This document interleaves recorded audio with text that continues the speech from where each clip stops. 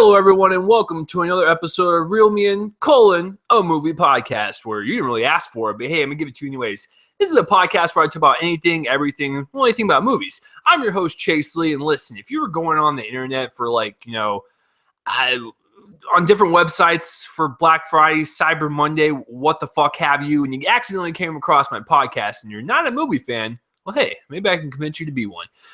So this is a busy episode. I'm just kidding, guys. It was actually kind of a slow week for movie news and trailers and stuff. But, I had to pick what I could choose. So we're going to talk about a couple news stories, some trailers that dropped in our reviews of Creed and The Good Dinosaur, and, of course, box office results for the weekend. If you're watching this on YouTube and you want an audio-only version of this podcast, link will be in the description below. And if you were listening on Spreaker, iHeartRadio, or SoundCloud and you want a video version and see my boyish looking face with my terrible sweater because it's Christmas season, then you can click that link down below too. But as I was saying before, I said our reviews, and now I haven't had a guest in eight episodes. Was that 2 months? So you guys know him. He's been on here plenty of times before. He is my co-host for the Top 5 Saturdays live show. That's also on my YouTube channel. The guest that will be joining me today is Bryan Sudfield. Bryan, how you doing today? I'm good. How are you? It is what it is. Me and Bryan did our Top 5 Saturdays live episode yesterday. That's on my YouTube channel, like I said, and we did over boxing films in honor of Creed. So there'll be a lot of Creed talk today and The Good Dinosaur. But first, Bryan, let's get into the movie news. Now, there's only two of them. So I had to really kind of dig deep for something to talk about. So let's talk about the obvious first before we move into the kind of weird one. 20th Century Fox just casually came out during this week, and they're just like, hey, guys, Fantastic Four 2 is not happening.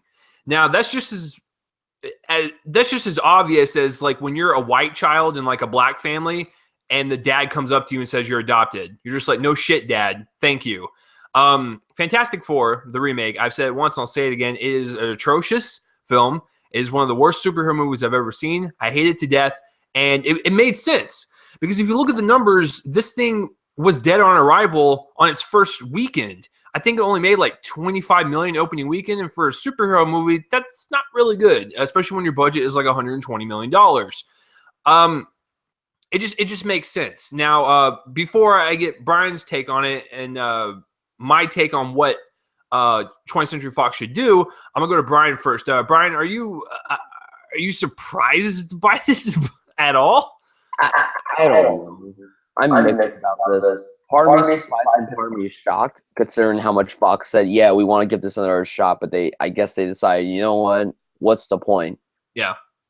They've had three strikes, man. This is the third attempt that they have tried. Yes, there was that 90s version, but 20th Century Fox didn't make that. I'm talking about what 20th Century Fox has done ever since they got the property. Because they're killing it with their X-Men movies. I'm glad that there's something working for them. It's just that they've tried so much with this Fantastic Four stuff that it's just not working. So what should they do? Here's what I think they should do, but they're not going to do it because they're stingy and they probably want to keep it. I think they should just let the contract run out. I think it should just go back to Marvel, and I don't think Marvel should touch it at all because they've already got enough characters to worry about. They don't need to do Fantastic Four because it's already got a bad taste in everyone's mouth and stuff. So my advice is for 20th Century Fox, just let it run out. Let it go back to Marvel. Marvel, put it in your closet and save it for 5 or 10 years from now. Because 20th Century Fox, you have X-Men. You are doing very well with that franchise. And you also have Deadpool, which is bound to be a fucking hit. So why don't you just let one of your franchises go because it's not working for you. Okay. It's such an embarrassment, and it all ties in today because, Michael B. Jordan is also in Fantastic Four. And it's if I were him, it's Creed is awesome, but I would want to scratch the Fantastic Four off my resume because it's fucking god awful. So, Bryan, with this whole news of like I said, of them not doing the sequel and stuff, and that they've had 3 strikes and they're out, what do you think they should do? Like, what is your opinion on the whole matter? Do you think they should let the contract run out? Do you think they should try again? What do you think? If they want to try again, I don't think they can. I feel like they tried too hard. I feel like this one had so much potential to be something different, but because of everything that happened, I don't know. I mean, maybe they should just let it go back to Marvel, but they're not going to do that. They're not going to do that because then they're just going to be like, oh, all we have is X-Men. That's all. They're like, oh, we have such a good job. We've done such a good job of X-Men, but that's all we have. So I don't think they're going to do anything about this, to be quite honest. I don't know what they're going to do.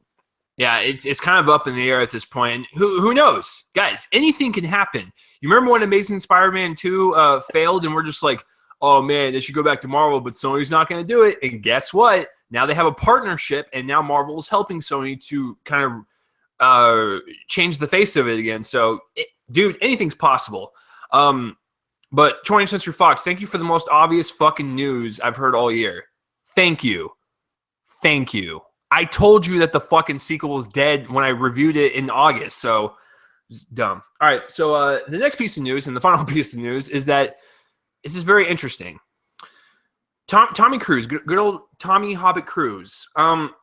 He's well known for his Mission Impossible movies and movies like Edge of Tomorrow, and he's a really charismatic actor. I really like him as an actor and a movie star. I think he can do both. He's being looked at being the Mummy reboot. Okay, now let's sit back and really think about this. Do I really want to see a Mummy reboot? Hell to the fuck no. However, if Tommy Cruise is involved, and he's like involved with the creative process and stuff, because you guys have to keep in mind, he produces all these Mission Impossible movies, and they keep getting better and better. He knows what he's doing. If he's somehow involved with the creative development team for it, I'm actually kind of excited. I kind of want to see Tom Cruise kind of take on the Mummy franchise, because after Dracula Untold and after I, Frankenstein, Poop Dick, or whatever the hell it was called, Universal is really aching to get their monster movies off the ground. Nothing has worked for them at all, except for movies that date back more than 50 years. It's just because they want to develop this into a shared universe type of thing, and it's kind of frustrating because it's like, it's not going to work. Universal, you've already had too many tries at many different properties, and it's just not working for you. So, but however, and that was a little redundant because that was the same word. Sorry. If Tom Cruise is involved, I'm kind of interested, but I want to get Brian's take on it. Brian, first of all, do you want to see a Mummy reboot? And if Tom Cruise is involved, would you want to see it? I don't think we need a Mummy reboot. I understand what they're trying to do, but I really don't think we need it. With Tom Cruise involved, I'm always interested in whatever that guy's in, because I love that man to death. And and this is supposed to come out in 2017, but he said that he wanted to do MI6 next summer at least. Right now he's filming Jack Reacher 2. I kind of just want him to go back and do some regular movie, like a regular comedy or a drama, like a Collateral, Magnolia, Jerry Maguire. Like, I want him to do that. He could do action as long as he wants to, but I want to see him in something that's normal. But if he's going to do this Mummy thing, I'm curious to see how it's going to turn out. It's from the guy that's right. The writer of the film is the guy who wrote Prometheus, which is cool. And the guy who directed is Alex Krusman, which I'm a little curious about. But, I mean, I'm just curious to see how this whole movie turns out. But with Tom Cruise attached to it, I'm already interested in it. Yeah, exactly. Like, I'm not interested at all when Universal's trying to reboot all their monster franchises. But it's like, Tom Cruise, he knows how to do a movie, man. He knows how to sell a movie. He knows how to create a good project that everyone's going to love. So, Universal, you got me hooked. So that will be it for the news this week, guys. Kind of a blah week, but it's Thanksgiving week. What do you expect? All right, so we have 4 trailers to talk about, and they are all very, very different. So let's just get the cheap one out of the way first. Barbershop 3. I'm gonna go with Brian first on this one. Brian, did you ever see the first 2 Barbershops? Because I did not. I have. Ooh, okay. So what do you like them? They're like the straight comedy, like the kind of like not extremely laugh out loud comedies, but they're like very toned down, which I kind of like. Most comedies I don't like that, but these 2 films work very well for what they are. So yeah, I've seen the first 2 and I enjoy both of them. I mean, would you want to see the third one? Well, it doesn't look like it's a forced movie. And the funny thing is, next year, like we're getting comedy sequels. We're getting sequels to comedies that came out like 10 plus years ago. We have Zoolander 2, My Big Fat Greek Wedding 2, and now this. I mean, as a trailer, I liked it. I thought it was really fun. I thought it wasn't like too much. They didn't really show a lot of funny moments. Even though Cedric the Entertainer is like the best thing about this whole stuff, his lines come off as so natural and it's amazing. I do want to see this. I think it looks like a lot of fun. Yeah, the trailer. I'm not gonna lie. Like, I've never seen any of the movies, but I've seen the trailers to the first two and stuff, and it just looks like a fun movie. And do you blame Ice Cube right now? The guy's on the fucking top of the world right now, especially after producing one of the best biopics of the year.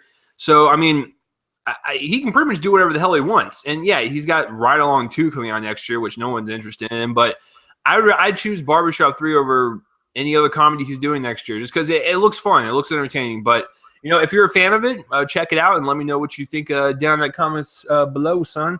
All right, let's talk about The Little Prince. Now, this is an animated film, and Bryan did not see the trailer. From what I can gather,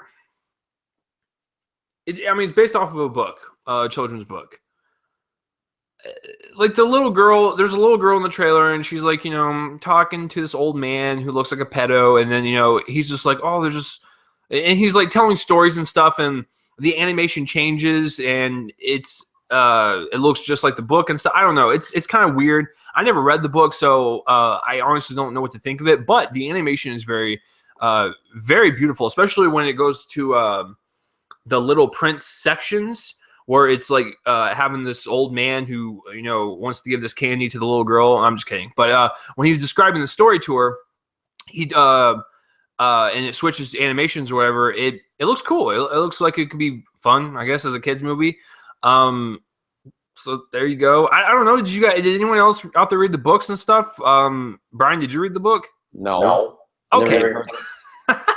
You're just like, hell nah. So yeah, I don't know what else to say. I never read the book and everything, but the animation does look pretty good. And I think it's from oh shit. Is it from DreamWorks? I forgot. Yeah, there's that trailer. All right, and then the two best trailers of the week, hands down, faux show. We're going to talk about Zootopia first. Now, I haven't really seen like an animated Disney movie that like flat out makes me like cry in laughter. But I got to tell you, even though this Zootopia trailer is just one joke, it's one of the funniest things I've ever seen from a Disney animated film, and it kind of makes me more excited for Zootopia. It's a movie that basically shows animals living in society. They're like humans or whatever, and the trailer shows Jason Bateman's fox character and Jennifer Goodwin's little rabbit character go to the DMV. They're played by sloths, and it's one of the funniest gags I've seen in quite some time. And it played in front of the Good Dinosaur, and I was just sitting there laughing with an audience, and like everyone else thought it was pretty funny too. It's one of the funniest things I've seen Disney do in quite some time, and that was a trailer. So I can't even imagine how fucking funny the movie is. But I really liked the DMV gag, and Bryan is officially dying over there. Bryan, are you okay? I love it. Oh, the trailer? Yeah, I love it. And honestly, it's the most accurate depiction of the DMV. The DMV is so fucking slow. Yeah. I hate it so much. I hate it. When I went to go get my license, it was terrible. Honestly, it sucked. But as a trailer, this is great. And I gotta say that Jason Bateman as a fox is like the most perfect casting ever. His voice is so slick and natural. It's like perfect. It's honestly perfect. And Jennifer Goodwin is like perfect as this adorable rabbit who just wants to be like the greatest cop ever. The sloth joke is ridiculously hilarious, and I love how they call this slow-ass sloth Flash. That's honestly amazing. Yeah. His reaction to after he listens to the joke, like that wide-ass smile, which I'm not going to depict because it looks like some creepy pedophile thing. I don't even know. It honestly is perfect, and the way that the whole trailer ends with them leaving the DMV and it's already nighttime, it's perfect. Yeah, it's honestly amazing. Like, it sets up the tone, it sets up the humor, it sets up this world that they're creating. I'm gonna call it right now. Zootopia might be one of the funniest movies next year, and I'm super excited to see it. I'm excited when Disney does their animated films outside of Pixar or what have you, because one of my favorite ones in the past 5 years is Wreck-It Ralph. Like that is a genius movie, and Disney completely nailed it. And that's actually like I prefer like Wreck-It Ralph in the past 5 years over most Pixar films. Like it's crazy. Like that's how crazy good it is. So Disney is making good films. I'm glad that they got Pixar. They got their own animation department. They're killing it, man. So yeah, Zootopia, funny fucking trailer. And I'm telling you, I was in the theater watching The Good Dinosaur, and I'll guarantee you half the people in the audience never saw the Zootopia trailer because they don't go online to view that stuff. Dude, everyone was having such a blast with that joke. It's like what Bryan said when the fox tells the sloth a joke or whatever, and then like he turns to the coworker like super slow, and he starts saying the joke to his coworker. It's genius. I love it. And apparently John Campea has no fucking heart because from Clarity Movie Talk, he absolutely hates this trailer. But then again, he hates everything because he's Canadian. All right, so the next and final trailer, which I mean, you guys know. Come on, it's in the background. I'm gonna geek out over it. Marvel, out of the thin fucking air, just dropped this trailer with no notice. Jimmy Kimmel tweeted like that day and was like, "Oh, Chris Evans and Robert Downey Jr. are coming on the show." And I was like, "Wait a minute, are they dropping the trailer this week? I thought they were gonna wait until the Force Awakens week." So either way, they dropped the trailer. I'm so excited. I'm so excited for it, man. This looks so good. I'm so glad the Russo brothers, who directed The Winter Soldier, the second Captain America movie, which is arguably some people's favorite MCU movie, they're coming back to do Civil War, and they're doing Infinity War.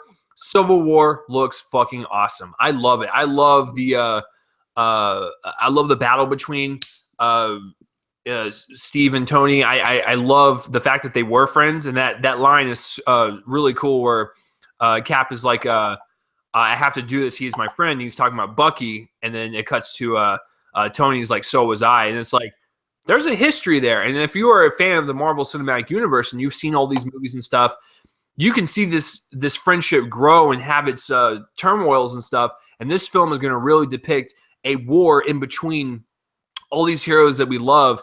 And it's great because if you go back to the first Avengers, or like what Thanos' plan is, they want the Avengers to fight. They want them to fight within themselves and stuff. And this one looks like they're going to go balls to the wall. I'm really excited to see Vision and Scarlet Witch come back because they were two of my favorite characters from Ultron. And so I'm excited to see where they kind of go and flourish and stuff. And then the final shot of that trailer with Tony fighting Bucky and Cap at the same time. And Bucky is using the shield, tosses it back to Cap, and they're fighting. Oh, man. It's like a geekgasm all over my computer screen. It was great. I love the trailer. It sets the tone for it. They're kind of going the Ultron route. I want to get Bryan's opinion on it. Because everyone knows that the Marvel Cinematic Universe is known for their comedy and their lightheartedness and their darkness at the same time. The way Ultron did it when they released their trailers, I still remember the first trailer was super dark and it was Ultron's voice carrying the trailer. And then the second trailer was it was kind of lighthearted and stuff. So I think what they're going to do for Civil War is the dramatic one is for us fans. It's for, the hardcore movie fans that love the Marvel movies. And then the lighthearted one is probably going to be for, the families and stuff to go, oh, it's another Marvel film and stuff. So I think it's really smart marketing strategy to release the dark one first and then the kind of lighthearted one. So I love this trailer, and it's one of my most anticipated for next year. Guys, I'm going to say it again. I'm going to say it until the release of Deadpool. We are getting 6 fucking superhero movies next year. We're getting Deadpool, Batman v Superman, Civil War, Apocalypse, Suicide Squad, and Doctor Strange. You cannot tell me that's like not one of the best years for superhero movies. I'm super excited. Civil War looks great. I can't wait to see it. Bryan, your turn. Well, I've loved the trailer too. But for me, I'm going in with low expectations. I have no idea how this movie's going to turn out. I think it's going to be an awesome film, but I don't want to go in with too much expectations because I don't want to be disappointed or let down with the film. But I think it looks awesome. I love the shots in this trailer. I love the back and forth between Tony and Steve. it's just really heartbreaking. And also, I'm kind of upset that they didn't show Ant-Man. I kind of wanted to see just a little bit of him. Well, and that's what I was saying. Like, I think for the second trailer, when it's more lighthearted and stuff, they'll probably throw Paul Rudd in there. I mean, he was probably there. He probably was on Cap's shoulder or something. That's probably where he was. So good point. I'll have to freeze frame the trailer now. But it really looks like a lot of fun, and it looks so dark. It looks so political heavy. I'm not a political guy. I told you this numerous times, but with this, it's gonna work very well because it's Marvel, and they're not gonna overuse it that much. But they're gonna use it in a way where people understand it, even people who don't follow politics or whatever. But all the wide shot at the end, like you said, is like nerdgasm, like amazing. And also, I thought this show was gonna come out like the week of Star Wars or the week before Star Wars. I didn't think it was going to come out now. I woke up on Wednesday morning for school and went to my phone and I saw like 5 notifications. They said, Jimmy Kimmel Live, Elbow Captain America Civil War. I'm like, what? This is obviously just a gag. But then I watched and I'm like, okay, this isn't a gag. This is honestly amazing. I'm really excited for the movie. And like you said, 6 superhero movies next year. That's honestly, listen, people could say, oh, there's an overabundance of superhero movies. Well, as long as they're good, that's all that matters. And I think every superhero film that's going to come out next year, hopefully, is good. I know this movie is going to be good. I believe Apocalypse is going to be good. I hope Deadpool is, but I'm really excited for this film. I really like this trailer a lot. I really do. Hey, listen. Great trailer. There's an overabundance of shitty rom-coms, but I don't say anything, do I? Exactly. No, and the one thing you mentioned about the final shot of the trailer, and this is what I like about the Russo brothers coming back, and you can see it in The Winter Soldier, the Russo brothers know how to film and edit action. I hate action films nowadays that do that shaky, quick edits to where you can't really see what's going on. I love wide shots. I love staying on a shot for more than 10 seconds to see the action. That's more visceral and more grounding than the fast cuts and stuff. It doesn't work for me. And so that's why I really like the final shot and stuff, because it's like, oh shit, they know how to film action, which gets me even more excited for when the Russo brothers do Infinity War. Oh my god, I can't even imagine what the hell that's going to look like. So yeah, Marvel's Civil War trailer, Captain America Civil War, because it is his film. It looks great. Cannot wait. And we're going to get to see Black Panther and Spider-Man. Like that. Okay, I need to calm down. Okay, anyways, that's it for the trailers, guys, for this week. Comment down below and tell me what your favorite trailer of the week was. Obviously, it's Barbershop 3. Okay, moving on. All right, so, ladies and gentlemen, let's get to the meat. Let's get into the main course of the podcast. We have 2 movies to talk about. Now, I already know which one me and Bryan both liked more. It's obvious. So, Bryan, you're the guest. I'll let you choose. Which one would you like to talk about first? Let's start with The Good Dinosaur because it's much smaller. It's not as highly reviewed as the other film that we're talking about. So let's start with that. Okay. So let's start with the good stuff first about the movie. Bryan, I'll let you go first. What are some of the things that you really liked about the movie? I really like the animation. I know that it looks very cartoony, which is not something very different for Pixar. I think it actually adds something to it, and the scene design is gorgeous. It looks like they took these characters and added them into something you would see in the National Geographic documentary, which is actually something really impressive. I like the voice casting. Sam Elliott voices a T-Rex. That is the greatest casting ever. It's perfect. And Chase is just like, it's fine, I guess. And I do like the story, even though it's something we've seen before, but like it felt very heartfelt. There were a lot of intense scenes in this film, but when you go to a movie like this and when you have a lot of kids in the theater, and every time an intense scene happens, they have to be like, "Mama, mama," like it's fucking bugging us shit. And I like the score too. Overall, I liked the film, but like I didn't love it. But we'll get to the negatives later on. So yeah, that's really what I liked. This is a tough one because I watched it yesterday, and like the more I've like kind of sat back and kind of let it kind of sink in a little bit, it's kind of forgettable, and it's one of the more forgettable ones Pixar has ever put their name on. So, is it a bad movie? No. it's a fine movie. I wouldn't say it's like good or anything. It's fine. It served its purpose. Listen, when you're releasing 2 movies in the same year and you got to follow Inside Out, you are doomed from the start because Inside Out is a masterpiece of animation. The Good Dinosaurs, it's whatever. The things I liked about it, it's like what Bryan said. The background and the environment is so photorealistic that I cannot believe that came out of Pixar because it's one of the most realistic ones they've ever done in terms of kind of environment, animation and stuff.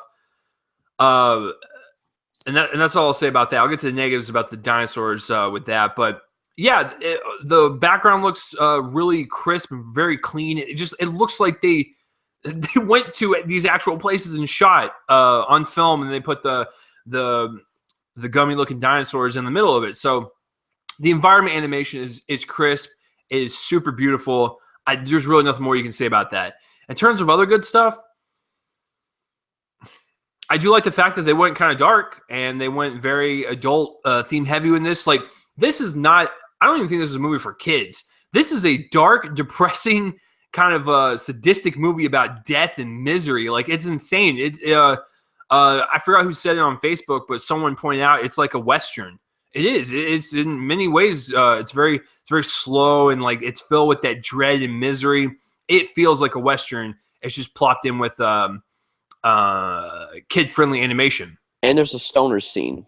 Yeah, they actually get high. So I was like, Jesus Christ! Like they get high.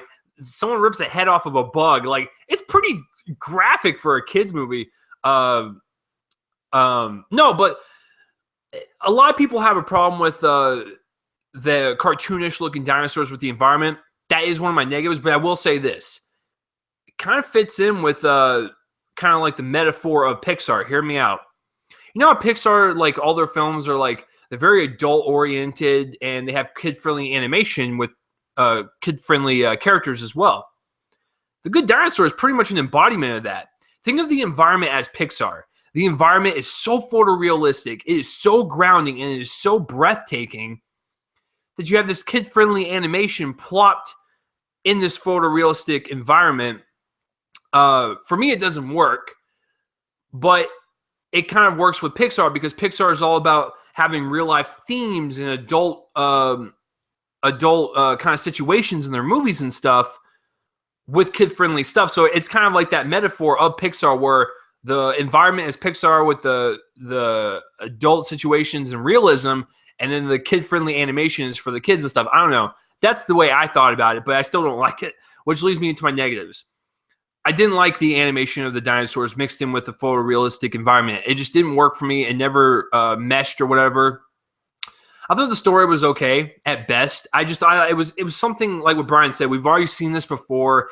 It's just kind of blah. Like, I don't know how to describe it. And the way it ends on a nice little sweet note, but at the same time, it kind of just ends and you're just like, oh, is that it? Like, it kind of felt like an anticlimactic ending to the story and stuff. And also, I didn't like the T-Rexes. Sam Elliott can play a damn good T-Rex. But I thought that whole kind of like sideline of a story, I thought it actually deterred from what was going on with Arlo and the little human boy or whatever. So that was kind of my problem is that with the T-Rex stuff is that it just felt like an unnecessary sideline because when you look at the beginning of the movie and the end of the movie, and you're like, oh, wow, that fits. It's the journey and everything. But then when they go to the T-Rex, it's like a pit stop. They're getting like some beef jerky and some fucking Diet Coke. And then they're getting back on the road and doing their thing. So it didn't feel like it fit. And then, like I said, the story was okay. The messages are there and stuff, but it's just kind of like a forgettable blah Pixar movie. And I didn't like the gummy animation with the photorealistic environment. So that would be my negatives. But I'm kind of with Bryan. I forgot to mention the positives. I did like the score. It reminded me of a Western. It got it's very twangy, very we're going on an adventure in the mountains type of deal. So that would be my negatives. Bryan, what are some of the things that just didn't work for you? Like I said, even though I thought Sam Elliott killed it as the T-Rex, I thought that subplot was a little ridiculous. And there was this Rush subplot with these birds, one of them voiced by Steve Zahn. I just thought that plot was very rushed. Like I thought they wanted to go that way. They could have used a lot more of that. But I guess they just, if they wanted to make this movie just about Arlo and this little human boy, they should have just done that. Yeah, incorporate. If you want to incorporate a subplot, expand it more. Don't like leave it hanging into something that's very tiny. Expand it. But I would agree that was a big problem. And like, I understand your problem with the animation, but it's not like the worst thing ever, so I can't really comment. The good thing is this wasn't a shitty Pixar film like Cars 2 or Brave. So that's something positive for me. So yeah, I don't really have much negatives. It's just I didn't love the film. I just thought it was fine. Yeah, which brings me into my overall thoughts and my score. So yeah, I think it's a fine Pixar movie. I think kids will like it. It's definitely got some adult themes in it. Shit. Some of the subplots didn't work for me. They just deterred away from the actual story. The ending was kind of anticlimactic, and the gummy dinosaurs did not fit in with the photorealistic environment. But that's just me, though. I can't believe I'm about to utter this. Yesterday, I wanted to give it a B. But I think with all the problems and just how meh it is, I'm going C+, man. It's a very average movie, but I'm not going to put it on a C or C- level because the environment animation is so gorgeous. Like it's kind of hard to give it anything lower, but I will give it that plus because it is a little bit above average. It's just when you're in the same year as an Inside Out, man, it's fucking difficult to top that. So Pixar, I love you, but this is kind of a forgettable movie. I honestly don't want to see this movie ever again. It's kind of like a one and done. I'm a huge fan of Pixar. I have been since the first Toy Story. I was 5 years old when that came out. But in terms of their catalog, this is definitely just okay, it was there and it went. So C+ for The Good Dinosaur for me. Bryan, your overall thoughts and what would you grade this bad boy? Originally I gave it a B. I uploaded my review and I gave it a B, but now I kind of want to go down one letter grade and give it a B-. Like I don't hate the film. I think it's fine. I was a little disappointed with it, but honestly, I didn't really go in with much expectations because I didn't know how this film was going to turn out. So I guess I liked it more than I thought I would, but I still thought it was just a kind of a slight letdown from Pixar. But like I said, it wasn't like on the same level as Cars 2 or Brave. It was just a fine film. I think when you come out the same year as Inside Out, you gotta do something that's basically spectacular like that. Maybe not as spectacular as Inside Out, but sort of like spectacular like that. Will this film be nominated for Best Animated Feature? I think it will. It won't win, but it will probably be nominated. I just don't ever see myself watching it again. I don't know. Maybe I'll watch it one more time in the future. I don't know. But yeah, this was a slight disappointment. But I mean, it is what it is. Well, and for all you people out there, you beautiful people that are listening, this film has had some problems in production. This film was supposed to come out last year, and they didn't know how to work the third act. So they actually changed the director, changed the producer, changed some of the voice acting, and they redid the whole ending to this movie. So I don't know. Maybe they had like the photorealistic environments, and maybe they had these dinosaurs that kind of looked a little bit more realistic. But since they had to do an overhaul, they had to do it really fast, and they may have substituted out for the gummy dinosaurs. I don't know. But I do know that this film had problems, and that's why it's released this year instead of last year. But Bryan's right.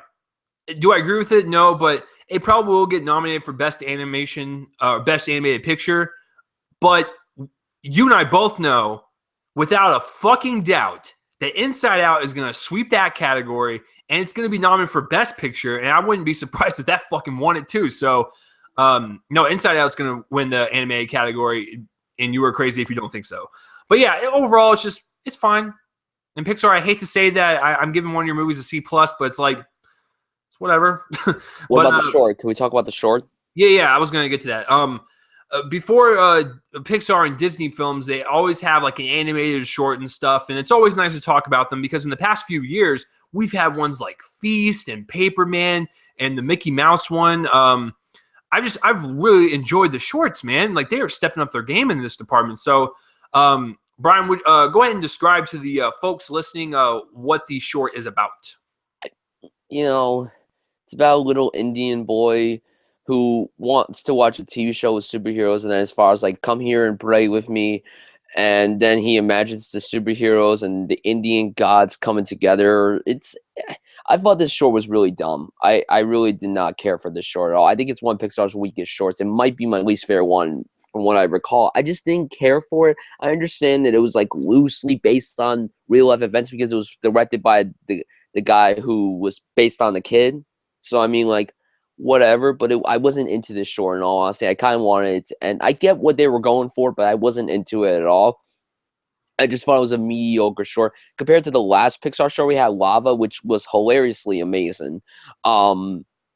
This one was just very mediocre, but the film was better, in my opinion, than this short. I just didn't care for the short, honestly. I thought if they wanted to do something, they could have done something better. Now, I looked this up originally. If you saw Muppets Most Wanted, the short that premiered before that, the Monster University short, that was supposed to premiere before this. But since that premiered during the Muppets movie, they decided to make some other short, and they had to release this one. I didn't care for this one. They should have just released another Toy Story short, honestly. I don't know. I didn't care for this short, in all honesty. I would give this short like a C-. It's an enjoyable short, and it's kind of weird because it doesn't really fit in at all. Like it's like this is a movie about dinosaurs in prehistoric ages, and like this short's about a superhero. And I get it, like I get that Disney owns Marvel and stuff, but I don't know. It just felt weird. It was enjoyable though. The animation was really cool, and the action scenes were kind of cool. And it's almost like this guy was like he was auditioning to be like a director for a Marvel movie or something. Yeah, it was enjoyable. It was cute. But yeah, in the past like 5 years, my three favorite ones are definitely Feast, Paperman, and that Mickey Mouse one. Those are just they're so good. But yeah, it was whatever. I probably same grade as Bryan, C-. But yeah, I will say this because Bryan usually has different experiences than me. I usually see all these Pixar movies by myself, and I'm around kids and families and stuff. Every time I've gone to see a kids movie, especially this year, dude, the kids are respectful. No one's even talking. You know what's really funny is the little girl that was sitting next to me during the movie. She was she reminded me of the chick, the little girl from Southpaw. Like she was really mature and stuff, and like she was asking like her aunt that was next to her. I think it was her aunt or her sister or whatever, and she was like asking her like really smart questions. I was like, every kid needs to be like this kid right here. So, yeah, I've always had respectful experiences. But according to Bryan, because every time listen, guys, there's a little insight into me and Bryan's conversations. Every time when Bryan sees a kids movie, I swear to God, something goes wrong every single time, and he's always got like a story. So, Bryan, how was your experience with The Good Dinosaur? It was terrible. I mean, I saw this movie solo too. I went at 10:50 in the morning. It was I knew the movie was going to be packed. I knew it was going to be a full theater, and it's in the same auditorium I'm seeing Star Wars in 3 weeks. Okay, so like, okay, the kids were talking before the movie was beginning. That's totally fine. Kids were enjoying the previews. That's totally fine. The short, they're quiet during that, which I don't get why you had to be quiet during that. You could talk during that. I don't give a there was no dialogue in the short anyway, so it doesn't really matter. But then when something important in the movie happens, they kept talking. When someone dies, they talk. They're like, "Oh, they're dead." No shit, they're dead. The Spock kid's acting like a dog. No shit. Guys, he can't swim. No shit. Guys, it's just super funny because I've always had enjoyable experiences. Like when I saw Rio for the first time, that is a G-rated movie, and I saw it like in a theater that held like 400 seats. I swear to everything, there were at least 200 kids in there. Oh boy. No one said a peep. Those kids were so well behaved. It was incredible. The kids were so well behaved when I saw Inside Out. They were behaved when I saw SpongeBob. They were behaved when I saw Peanuts. I can't really think of another family film I saw this year where the kids were respectful. That's the thing. Like, SpongeBob. When I saw SpongeBob, a kid, when Sandy blew out like peanuts from her mouth, she was like, "All nuts, I have no nuts." And then some kid who was like, I don't know, like 5 years old said that's what she said. Wow. I'm not even, I don't know what the hell is wrong with the kid. No, but like the kid that sat next to me during the movie yesterday, he was so quiet and respectful. I wanted to say to him, "Kid, you are a saint." And then he was like, "Mommy, get this man off of me." Like, well, what's funny about this whole thing is that Bryan could actually blend in with a animation crowd because they're all children. and Bryan looks like he's 12, I look like I'm 40, which means, and if I do not look like I'm 12. Okay, that's a little too much. You have a baby face. Just calm down. Hey, that's a fucking compliment, yo. I look like a disturbingly old man with my jacket on and everything. I'm walking in there and I'm sitting down and dude, those parents are looking at me. They're just like, what's that guy gonna do? What is that fucker? Get your hand out of your pants, sir. Like that's what they're doing. They're waiting for me to do something, and it's embarrassing, but I have to do it because I love me some Pixar, and I will say that to anyone that be like, aren't you a little too old for these movies? I'll be like, bitch, I was 5 years old when the first Toy Story came out, and I've been a huge fan ever since, so go suck a dick. That's what I would say to him. Not really, because their kid would be right there, so I'd be, go suck your Johnson. I'd be very PC. Bryan always has terrible experiences. It's just super funny when I live in the theater I go to is like in a bad area. That's why, but it's such a nice theater, which sucks. It doesn't matter. Every time there's an animation movie coming out, I'm always just like, I wonder what Bryan's experience is gonna be like this time. What other Shaun the Sheep? There was no one there, and it was so quiet. I was so happy. I didn't see that one. I was a little disappointed that I didn't see it, but so good. That's our review of our reviews of The Good Dinosaur and the short before it and stuff. What did you guys think about The Good Dinosaur? Comment in the place where I pull my face and let me know. Now, on to the movie of the week, guys. Let me give you a little history and a little backstory. And Bryan, he's already heard this because I told him and he was shocked and he wanted to punch me. I've only seen one Rocky movie. And you're probably thinking to yourself, okay, so we saw the first one. He didn't see the sequels. That's fine. The only one I've ever seen in full is Rocky Balboa. My first introduction to Rocky when he's an old fart. When he's an old fucking fart, that's exactly how I was introduced to him. And so when I watch movies like Rocky Balboa and Creed, and he's talking about his history and his stories and all of his fights he's had, I actually kind of like that I haven't seen the old ones because it's like a folklore. He's like a legend. And it's almost like someone around a campfire going, did you guys hear what fucking Rocky did? Like, I kind of like that. So maybe when Creed finishes its run or whatever, I'll watch the first one. But I told Bryan I'd watch it eventually. But yeah, I've never seen any of the Rocky movies in full except for Rocky Balboa. So I was introduced to him when he was old, but I kind of like that because, like I said, he's a legend. People talk about him and stuff, and he's fighting like the newbies in the Rocky Balboa. I liked it. It was fun. So yeah, Bryan, I've told you this story twice now, and it's almost like a little bit of your soul like dies with it every single time. So after the second time of hearing this, I've never seen any of the Rocky movies except for the sixth one. What do you have to say about that? And like, what's going through your head right now? I'm still upset. Okay, I'm still upset. Bryan's still crying on the inside. Okay, the wounds have not healed yet for him. So yeah, that's my experiences with Rocky. Bryan, before we get into the Creed review, what does Rocky mean for you, and why do you like the first one so goddamn much? Well, because I grew up with this franchise. My father got me into the franchise. I mean, we saw the sixth one together in theaters. We saw the musical when it came out. Rocky's a big part of my life. I mean, I didn't understand Rocky when I was much younger, but then as I got older, I watched all 6 films, including the terrible 5, and I started to understand more, and it just, to me, is one of the greatest franchises we've ever had. And excluding 5, I think Rocky really is one of the greatest franchises we've ever had. And when they announced Creed, I was really... At first, I was like, why are they doing this? This shouldn't even be made. So, I don't know. Like, and someone just texted me about work, so that's fun. But, like, Rocky's a big part of my life. I own all 6 movies on Blu-ray. I got my playbook from the musical, and I have a poster right back there. Like, Rocky really is important to me, and Creed was something I was very interested in. And then when the marketing came out, the trailers, I was on your show when we talked about the first trailer. I was so excited. I'm really excited for the movie. And, I mean, I got to see it, and I'll give my thoughts in just a bit. All right. So, I mean, it's going to be very interesting to hear the perspectives from someone who is a diehard fan and someone who has only seen the 6th one and really enjoyed it and has never seen the original. So, let's get real and break this down, folks. Let's talk about the positives of Creed, which is going to be a longer list than the negatives. This was my Rocky one. This movie felt like I was jumping into this franchise, and this was like the very first movie.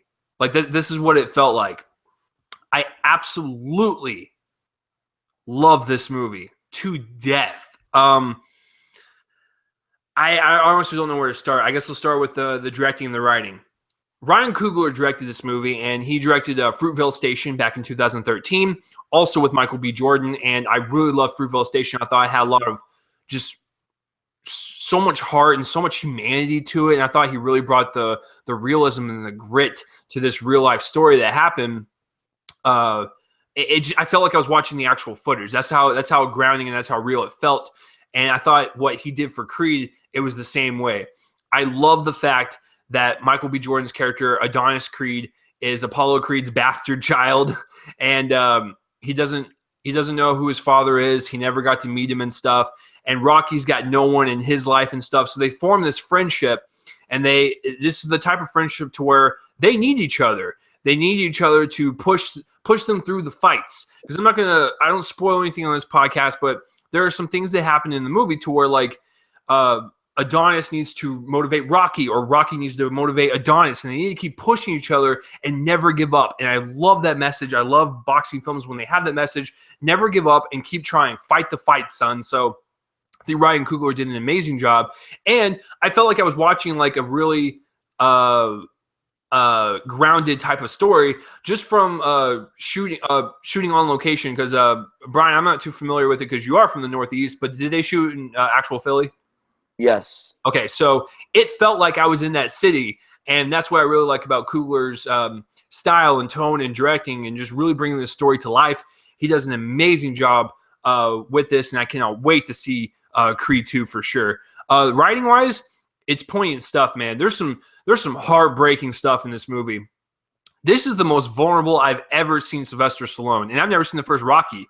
So he's very vulnerable, and just everything that comes out of his mouth is just very meaningful, and you can see that pain behind his eyes because he's lost so many people, and he's been fighting his whole life, and it's just he's slowly giving up, and you can just tell that he's about done. But when he meets Adonis and stuff, it kind of turns his life around and stuff. I love that in the writing. Acting wise, Michael B. Jordan totally sells this. I loved him as Adonis Creed, but let's be honest, folks. This is Rocky 7. This is Sylvester Stallone's movie. I know that Creed's the main character, but Sylvester Stallone is the anchor to this film. I think he's pretty much a shoo-in to get a nomination for supporting actor.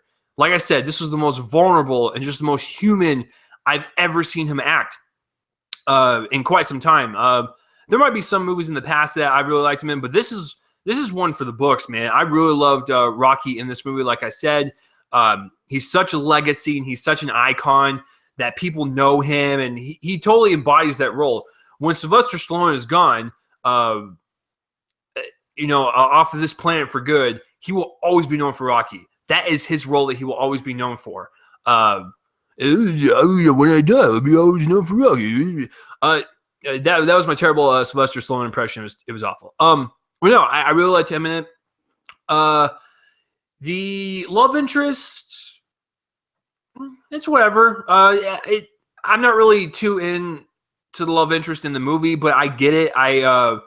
I understand like why it's there and stuff. It's like another motivational tool for Adonis and stuff to use his name and just create his own legacy and stuff. Just because he's got motivational people in the movie like Rocky or his girlfriend or his mom and stuff. So or his stepmom. So, I mean, he's got people around him and stuff. So, I don't know. It was whatever. I mean, she's fine. She's serviced the movie, I guess. All the other supporting cast does really well, but it's mainly them three for sure. Cinematography-wise, like I said, it's shot on location, so it felt you could taste the urban. You could taste the grit in the streets in each scene. It's just a really well-shot movie, and the boxing scenes it was like watching an HBO special. It was really good. And the first major fight that Adonis has is shot in one take. And I sat there and I watched for the edits because I heard this was coming. So I was like, all right, where's this fucking edit at? It's well lit. Because usually when they do one takes, kind of like in Birdman or whatever, like Michael Keaton would go down a dark hallway and he would come back out of it. You can tell that's where they cut. but this one was like well lit. So I was like, where's the cut at? They fought for like Bryan, what was it, like 5 or 7 minutes straight or something like that? It was like 7 minutes. Yeah, it was crazy. And like when the person would hit Adonis in the face, Michael B. Jordan was bleeding. I was like, that's not a movie effect. There's no way, unless it's like computerly enhanced, because that was in one take. You can't fake that. So I really love the one take shot. It was just very good cinematography. It's very free flowing. I love that stuff, especially when it's in tune with everything. Like everything was coordinated very well. It felt realistic, and the last fight was good. But it's that first fight that's just well shot to the core. Editing wise, this movie's like a couple hours long. I think a little over a couple hours, like 2:10. I think flies by for me. I think this is one of these examples where this movie actually has everything in order to where like nothing felt out of place, nothing felt jarring, whatever. Everything had a purpose, everything had a place in the movie, and it all felt natural. It all felt organic. It had a nice flow to it, a nice pace. As you can tell, I don't have many negatives with it, so that's pretty much my review. So, Bryan, what are and I'll score it after Bryan's thoughts and stuff, but Bryan, what is your overall take of this movie? What are some of the positives? And just go ahead and lump the negatives, because I'll guarantee you have very little like I do. So give it away, take it away. I absolutely adored this film. I was so happy when I walked out here with this. I couldn't have been more proud. I think that from the beginning to end, it's a perfect film. You watch these characters and you just want to be with them the entire time. You don't want to take your eyes off screen because of how engaging the film is. I'll start with the director and writing like you. I think Ryan Coogler did a great job directing this. You could tell that he is a hardcore fan of Rocky. Like, this is what I hope Star Wars is. I hope that Star Wars is something that brings in old and new fans. I know you tell me that it promotes it as like it's just for the old fans, which I agree with you 100% now. I'm starting to agree with you on that. But this is what I hope Star Wars is. I hope it's something that gets old and new fans into it. And that's the thing with Creed that's very well. There are a lot of people I know who haven't seen the first Rocky either. I mean, they've seen like bits and pieces of it. They haven't seen the whole thing. And they like adore this film. They go into this film and they adore it. They have an idea what's going to happen. Of course, they're like wondering, what does this mean? So then they look it up and then they see, oh, okay, that's what it means. But Ryan Coogler made this as a love letter to the character of Rocky, to Stallone, to the city of Philly. Like, that's the great thing about this movie. And I think that Fruitvale Station was an excellent film as well. It broke my heart. I remember walking out of that theater and I sat in the car for like 10 minutes and I didn't even say a single word. I just couldn't breathe after leaving that film. Like, I was so impacted by that film. And this one is not as heavy as Fruitvale Station because of the subject matter, but it is a damn intense film, Creed, and yeah, the direction was excellent. I really would love Ryan Coogler to get a director nomination, but I know for a fact that he won't. Writing is great too. He co-wrote the script with someone named Aaron something. I don't recall what the last name is, but the writing too is excellent. There's a lot of great lines. There's also a good amount of humor here. One scene involving a cloud, which is amazing. I don't know if you remember that scene. Yeah, it was fantastic. Cinematography is terrific. It was shot by the guy who made The Wrestler, which is one of my favorite films ever. I adore The Wrestler. It's a great, great film. And you could tell that there's a lot of light in this film. Like the one take shot, I kind of wish I didn't know about that, but because everyone had to talk about it, it kind of upsetted me. And because if I went into the movie not watching any reviews and just knowing that, I would have been like, oh my god, this is terrific. It's awesome. It's like Birdman meets boxing. It's honestly terrific. And yeah, like I'm sure that might have been one of the last scenes that they shot, because if he was actually getting punched in the face, then I'm sure they would have shot that scene last. Editing's great. The movie flies by very quick. Some people say that you could feel the pace of the film. Like, some people say the first 30 minutes are slow, even though they're still engaging. Like, the film is not slow at all. I didn't feel the running time of this movie at all. It's like The Martian. The Martian's like 2.5 hours long. That bitch flies by like that. It flies by that quickly. Acting, Michael B. Jordan is terrific. He's phenomenal here as Adonis. I mean, you watch this film, Fantastic Four is washed out of his mouth. It's washed. Like, now you can know that this guy has talent. People blame him for Fantastic Four. It's not his fault. No, it's not his fault at all. But he was terrific here, and I love his back and forth with Stallone. I was so impressed with him. I really hope he gets nominated for Best Supporting Actor. I don't think he will. Part of me doesn't feel like he will, but I do think that he has a shot of getting nominated. I think this is the most heartbreaking he's been in a very long time. I was just watching Copland the other day, which is an amazing film with him from the 90s, and this is what I want Stallone to do. Yeah, he could do his action films, but he's got to do some of these dramas. When you have a drama in the hands of a good-ass director, you got to take that offer. Like, if he's going to be in something that's made by, I don't know, like Martin Scorsese or a Derek Ciafrance, he's got to, like, accept the offer because, man, like, this performance was really amazing. Like, I just really loved it. And I really like Tessa Thompson as the love interest. I know a lot of people haven't been praising her that much, like the character. I understand, but I actually really liked the love interest story. I liked it. I wish there was more of it, but I understood why it was there, and I really, really liked it. Her character is very heartbreaking. Yeah. And that's all I'll say. Exactly. She has some problems, and it's kind of upsetting. Yeah. And also, she's really hot. Yeah, she's very attractive. She's really hot. But yeah, I loved Creed overall. Like, I thought it's one of the best films of the year. Some people say it has a chance of getting nominated for Best Picture. I don't think so, but if it does get nominated, I would love for that to happen. Yeah. But, I mean, when you look at the rating, it has 93%. 93%. So it has a chance of getting nominated for Best Picture. Yeah, the majority of the people love this fucking movie. I do too. And guys, listen, I love boxing movies in general. I love it when they have this arc and they're training and they're fighting and the final fight, whether they win or lose, I just love the final fight because you just get up and you start cheering. And you're just like, come on, Adonis, you fucking got it. This has been a great year for boxing films. I know a lot of people didn't like Southpaw because of the cliches, but I love Southpaw. And listen, Rocky and Creed are cliches. They are. And take off your nostalgic glasses.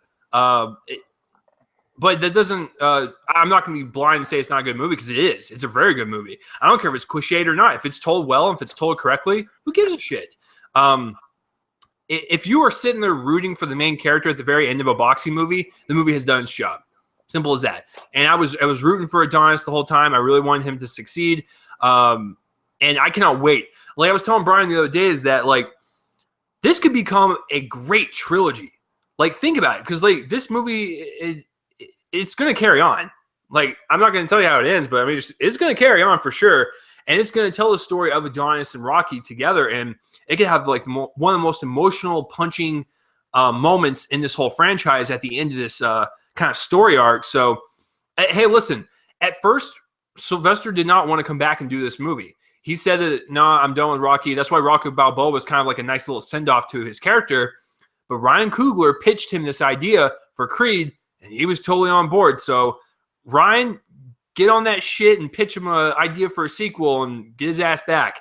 But yeah, I really loved this movie a lot. I love the fight in between both of the characters and the parallel of what they're kind of both going through and stuff. Oh, well, I think the score. It's so loud and vibrant. It's perfect. Yeah, the score is really good. No, I love the fight in between both of them. I love the fact that they're both kind of looking for something in that period of their life. It's just a really just emotional human story about triumph, courage, and just fighting that fucking fight, man.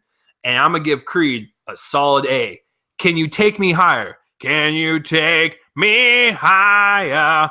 Okay, that was from Creed, the actual band, and I'm never gonna do that ever again. But it totally works because the movie's called Creed. That was my only chance to do it. I'm never doing it again. But I'm giving Creed a solid A. Bryan, what's your grade, man? A+. A+. Perfect film. Perfect. Absolutely perfect. One of the best of the year. It's going to be my top 10 of the year. You guys need to see it. Like, it's one of those movies that it's just good, man.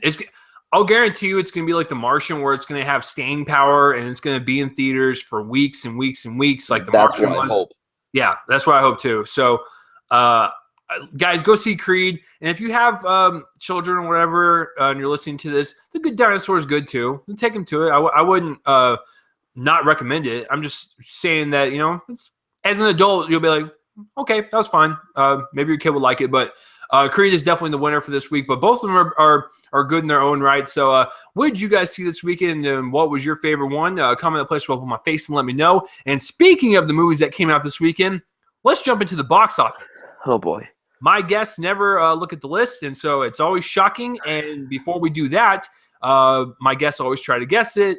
and they always get it wrong. So Brian, what are the top 5 for the weekend? God, this is gonna be such a tough week. Oh my God. All right, number 5, I'm going with The Night Before. Number 4, Spectre. 3, Creed. 2, The Good Dinosaur. Number 1, Hunger Games. Ladies and gentlemen of the jury, Brian was 1 away from getting a perfect list. Oh no. All right. Oh. Yep. Brian's an idiot. He just now realized his mistake. All right. So number 5, not The Night Before, because that came in at number 6. Number 5 is the Peanuts movie with 9.7 million. Let me click on the thingamajigger here. The budget is 99 million, and domestically, which is the U.S. and Canada, it's got 116, and worldwide, it's got 126. The movie's actually failing. I don't know why everyone's saying it's such a... Wait, how much did it make this weekend? 9. Oh, Jesus. Like, so much more. Like, guys, I hope you know that this movie's bombing pretty hard. Like, the budget is almost 100 million. It needs to make about 200 mil to break even. It's sitting at 126 right now. So I don't know what everyone's pulling this magic number out of their ass saying it's doing well, but it's honestly not. But you need to go see it. The Peanuts movie is very charming, very innocent. I loved it. It was very good. Number 4 is Spectra, with 12.8 million. And this movie is doing very well. Its production budget is 245, which is a shit ton for a James Bond movie or a movie in general. So to break even, it needs to make about 500 mil, add on the marketing and stuff. Right now, worldwide, it's got 700 million. It's good. It's good. It's got some profit going on. So number 3 is Creed with 30 million. And just like The Good Dinosaur on here, the budget's not listed. But for the budget's low. The budget's 35 million. So okay, so it needs to make about 70 to break even. Well, that and The Good Dinosaur both released on Thanksgiving Day, and so the weekend is 30 mil, but the Thanksgiving gross and all that stuff from Thursday to Sunday, Creed has made 42 domestically so far. This is not bad. That's good. Okay. I think it's on the right track. But just to make more money. Yeah, I think it's on the right track though. Number 2 is The Good Dinosaur with 39 million, and it released on Thanksgiving as well. So domestically, it's got 55 right now, and worldwide, it's got 84. It's a very low debut for a Pixar movie, but its budget's unknown. But since it went through a bunch of rewrites and rehauls, yikes, it probably tacked on a lot towards the tail end. But 84 is not bad for a Pixar movie, but it's kind of disappointing. And then number 1, just like last weekend, it took almost a 50% drop. The Hunger Games Mockingjay Part 2 with 51 million for its weekend for this weekend. Domestically, it's almost made 200 million. It's at 198 right now, and worldwide, it's at 440. Let me check and see how much the first one ended up with. Okay, Part 1 ended up with 337 domestically and 755 worldwide. So Part 1's definitely dominating right now. And I'm assuming it's the same budget. Part 1's budget was 125, and it did pretty damn well. So Hunger Games, you're doing just fine. So anyways, that's it for the top 5, guys. Just a little side note. Max Landis, are you going to blow up on Twitter again because one of your movies failed? Victor Frankenstein also came out this weekend. Did everyone forget about that? I did too. It made 2.3 million this weekend.